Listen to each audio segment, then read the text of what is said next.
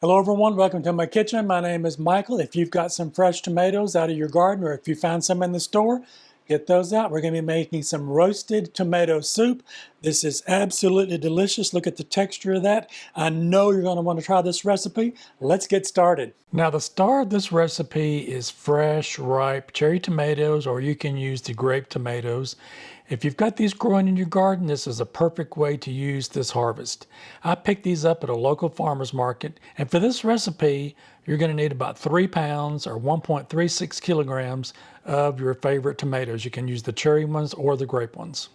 Now I've got my tomatoes weighed out, and the next step for me is to give them a good rinse under some cool running water.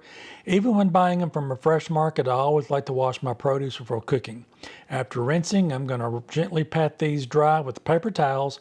Removing that extra moisture helps them roast better and allows those natural sugars to concentrate and caramelize in the oven. While the tomatoes are drying, I'm going to prepare the onion. I'm first going to trim off both ends and I'm going to remove that outer skin and getting it ready to roast. The onion is going to add such wonderful sweetness and depth of flavor once it starts caramelizing along with those tomatoes in the oven. Now I'm going to cut the onion into 8 wedges. This is going to keep the pieces a little bit larger and it's going to help them hold their shape while they're roasting. Now I'm placing the prepared onion wedges and tomatoes onto a large rimmed baking sheet. I like to spread everything out on a single layer so the heat from the oven can circulate around the vegetables and help them roast evenly. Next, I'm preparing a whole head of garlic to roast, along with the tomatoes and the onions. I'm cutting just the top of the garlic bulb to expose the cloves. Then I'm going to place it on a piece of aluminum foil and I'm going to drizzle it with extra virgin olive oil. Once I wrap it up, the garlic will slowly roast and become soft, golden, and incredibly sweet. This roasted garlic is going to add so much depth and richness to the finished soup. Now I'm drizzling the tomatoes and the onion wedges with extra virgin olive oil. Then I'm going to use a gloved hand and gently coat everything evenly. A light coating of oil helps the vegetables roast instead of steam, encouraging beautiful caramelization and bringing out their natural sweetness. This is where so much of the rich flavor in this soup comes from. Now to finish prepping the vegetables, I'm seasoning them with freshly cracked black pepper and kosher salt. Seasoning before roasting enhances the natural flavors of the tomatoes and the onions. Sometimes the simplest ingredients create the most incredible results. Now I'll place the foil wrapped garlic right on the baking sheet with the tomatoes and the onions. Transfer the baking sheet to a preheated 425 degree Fahrenheit or 220 degrees Celsius oven and roast everything for 35 to 40 minutes. This is where the magic happens as the vegetables develop their rich, roasted flavor. At the halfway point, I like to check on the vegetables to see how they're progressing. You can see already the tomatoes beginning to burst and the onions are just starting to caramelize around the edges. Everything is coming along nicely, so I'm going to return the baking sheet back to the oven for another 20 minutes to finish roasting and develop even more flavor. All right, now I've removed the roasted vegetables from the oven and I've got those resting now, cooling down for just a little bit. And now I'm going to start building the base of the soup. I'm heating up about a tablespoon of extra virgin olive oil in this Dutch oven over medium heat. Now I'm adding the aromatic base for the soup. I've got 1 medium carrot diced into bite-sized pieces. That's about 3/4 of a cup or 100 grams.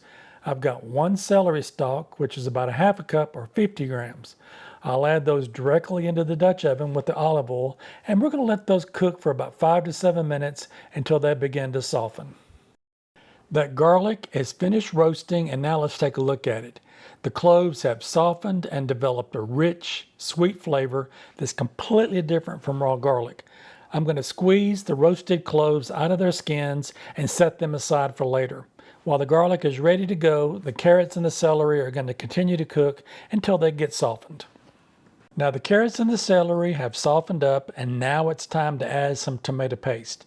I'm adding about a tablespoon and I'm cooking it for a couple of minutes. This step is important because allowing the tomato paste to cook helps deepen its flavor, bringing out a richer, more concentrated tomato taste that will become part of the foundation of this soup. After cooking the tomato paste for a couple minutes, you can already see the difference it's making. The vegetables and tomato paste have created a beautiful, deeper color and a more concentrated flavor base for the soup. Taking a little extra time to cook the tomato paste really helps develop those flavors. So now let's add the roasted garlic that we had prepared earlier. Now I'm adding the seasonings that will bring all these flavors together. I've got 1 teaspoon of dried oregano, 1 teaspoon of dried basil, a half a teaspoon of smoked paprika. I'm also adding just a pinch of red pepper flakes for a little extra warmth and depth of flavor. I'll add these directly to the Dutch oven and let them cook briefly with the vegetables, tomato paste, and roasted garlic to help release all of those aromas. Now it's time to add those roasted tomatoes and onions to the pot. You can see how they've transformed after roasting. The tomatoes have burst, the onions have softened. I'm adding all of those roasted vegetables into the soup base along with any juices that have collected from the pan. Before I move on, I don't want to leave all of those incredible flavors stuck to the bottom of the baking sheet. I'm adding about a 1/4 cup or 60 milliliters of chicken stock directly to the warm pan and using a spatula to scrape up all those caramelized bits. We want all those roasted flavors that would otherwise be left behind. Now let's pour those right into the soup. After deglazing the pan with that 1/4 cup of my homemade chicken stock, I was able to loosen all of those flavorful bits from the bottom and incorporate them back into the soup. Now I'm adding the remaining 3 3/4 cups of my pressure canned chicken stock. This homemade chicken stock adds incredible depth and richness, taking this roasted tomato soup to another level. If you'd like to see how I make and pressure can my chicken stock, I'll leave that video linked in the description box. Now I'm stirring the homemade chicken stock and roasted tomato base together, allowing all those flavors to combine. At this point, I'm not going to bring the soup to a straight rolling boil. I want to slowly bring everything together and let the flavors begin to develop before moving to the next step. Once everything's incorporated, I'll bring the soup up to a gentle boil and then reduce the heat and let it simmer for about 15 minutes. All right, my soup has been simmering now for 15 minutes. I wanted to show you what that looked like. That looks really nice. I can tell by the texture as I'm moving the spatula through there that the tomatoes have broken down and the onions have gotten really soft on that. So that's what you want. So I've got this turned off now. Now we've got 2 options of what we want to do with our soup next. If you've got a blender, you can use that because we know that tomato soup is really nice and creamy. Or you can use a stick blender. If you've got one of these, use this.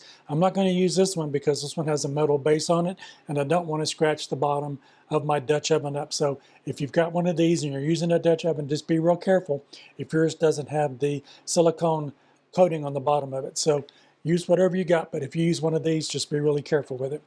So if you use the blender, just do it in small batches, and what we'll do is just take a little bit of our soup out, put it into our blender, and we'll put the lid back on it and we'll blend that up until it gets nice and smooth, and then we'll put it back into our container, and you can do small batches with that. Now you can do one of 2 things. Once you put it in here and you bring it out, you just do it in small batches, or you can run it through a sieve if you want really smooth tomato soup. I'm not going to do that because if there's a little bit of texture in mine, that's fine.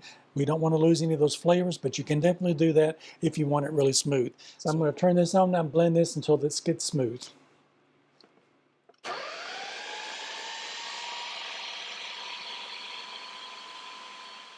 All right, let's take a look at this and see what we have. We'll take a little bit of this out, and you can see it's still a little bit, has a little bit of that texture in it from those vegetables, but I'm okay with that. I'm gonna leave mine just like this. I'm gonna put it into this Pyrex bowl, and then I'm gonna continue to do the rest of the batches here until I get all of it done. All right, I've got my soup back in my Dutch oven here, and I wanted to show you what that looked like. Again, we've got a nice consistency with our soup. I like the texture that's there. It makes it look like it's homemade and not out of a can. Now with this, we want to turn this back on low, and we'll continue on with the next step. Now if you're wanting to freeze this, if you've got a lot of tomatoes and you're making this, you can definitely freeze this tomato soup. And what you want to do at this point is you want to stop, let it cool down, put it in your containers that you're going to be in your freezer, and when you come back to get it out to eat it, you'll put the other ingredients in, because we're going to be putting in some heavy cream and some basil and some cheese, and we don't want that heavy cream to separate once you heat that back up again. So at this point, if you're going to freeze it, then definitely stop here, put it in your containers, and put it in the freezer. But I really like what we've got here. I'm going to enjoy this evening. So let's move on to the next step. All right, I've got my heat done on low now. I'm just going to give that a stir to get all of that combined back together. And I've got 1 tablespoon of unsalted butter here, and I'm going to put that in.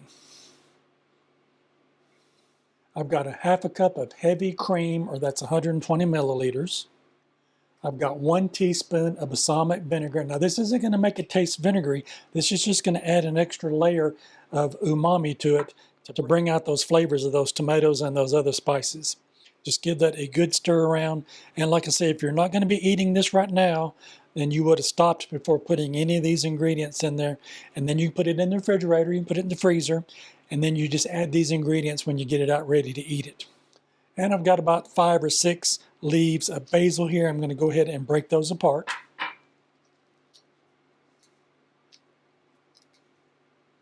And I've got a 1/4 cup of that 25 grams of Parmesan cheese, and I used the grater on it so that it's really fine because I want that to melt into my soup here. Now once we get the heavy cream in there and our cheddar cheese, we do not want this to come back to a boil again because that could take that heavy cream and break it, and that's not the texture that you want to see in your soup. So we just want to let this heat up on low for a couple of minutes until that cheese gets incorporated and dissolved, and then we'll be ready for that taste test. Now that everything's melted in there, we want to give this a taste to see if you need to add any more seasoning to it, if you need more salt, pepper, any of the other spices that you want to add in there. If you want to put a little bit more cheese in there, you definitely can. So let's take some of this out and give it a taste test. Look at that, how nice this tomato soup is. It's got all of those roasted tomatoes, that roasted garlic, that roasted onion in there.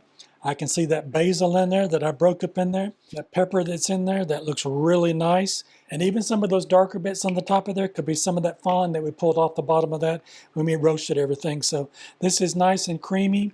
Look at that. You won't be getting this out of a can. Let's give this a try.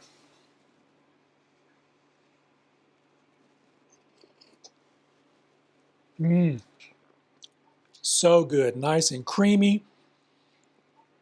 The texture of that, I just love tomato soup. And if you've got fresh tomatoes coming in, definitely use this. And if you want to eat it now, you can. If you want it for this winter, make it ahead of time, freeze it, and then come back and finish it. Let's get another bite. Oh my goodness, that's so good. Serve this with a little bit more cheese on the top if you want to. Put some fresh croutons on there. Have it with a grilled cheese sandwich. It'll be really good also. And I'll put the recipe with the full instructions in the description box. That way you've got that so you can make this soup. I want to hear from you how yours turns out. If you like this content, maybe you might consider giving me a thumbs up. I would really appreciate it. And while you're at it, check out one of these other 2 videos over here on the side. You might find something else you like. Don't forget to like, share, and subscribe. Leave me a comment. I want to hear how your roasted tomato soup turns out. And I'll see you in my next video. Bye-bye now.